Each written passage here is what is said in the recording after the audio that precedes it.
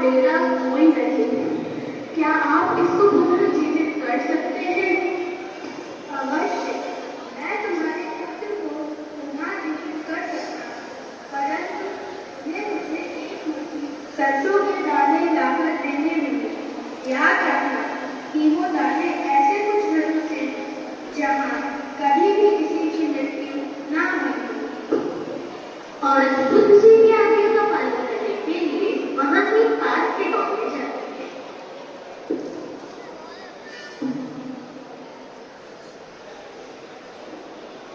वह पहले चले जाते हैं। वहाँ एक आदमी होता है, जब उससे पूछती है, क्या आप मुझे एक मुट्ठी सरसों के दाने दे सकते हैं? जरूर, मैं तुम्हें एक मुट्ठी सरसों के दाने दे सकता हूँ। औरत पूछती है, क्या आपके घर में कभी भी किसी की मृत्यु हुई है? अरे, ये तुम क्या कह रहे हो? मेरा बेटा, बहू और उनके बच्चे सब अभी जीवित हैं। और आपके माता पिता? उन्हें गुजरे तो कई साल हो गए। वह दूसरे घर में जाती है और फिर पूछती है,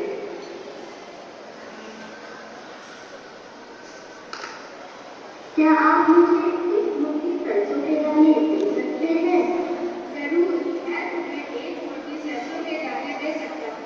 औरत फिर पूछती है, क्या आपके घर में कभी भी किसी की मृत्यु हुई है? हाँ, पिछले वर्ष ही मेरी छोटी बेटी की मृत्यु हुई। ओह, मैं क्षमा चाहती हूँ। वह तीसरे चले जाती है और फिर पूछती है, क्या आप मुझे एक मुट्ठी सरसों के दाने दे सकते हैं? जरूर, मैं तुम्हें एक मुट्ठी सरसों के दाने दे सकता हूँ। क्या आपके घर में कभी भी किसी की मृत्यु हुई है? हाँ, कई वर्ष पहले मेरी माँ गुजर गई। मैं क्षमा चाहती हूँ, मुझे आपसे सरसों के दाने नहीं चाहिए।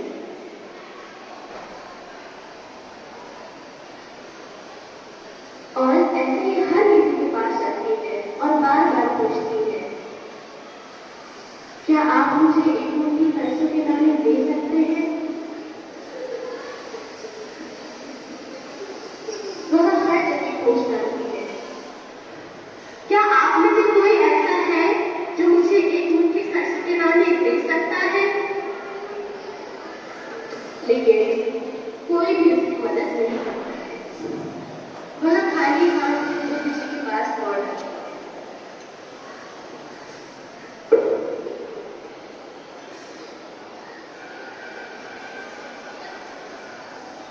महिला को खाली करके बुद्ध समझ जाते हैं कि उसे सरसों के दाने नहीं मिल पाए।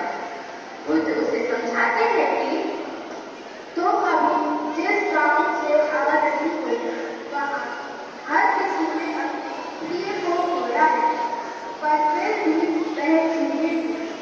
इसलिए मृत्यु पर बैठकर व्यर्थ का शोक मत करो। इसलिए हे बहन, अपने बेटे को लेकर जाओ और उसका सम्मानपूर्वक दाह संस्कार करो।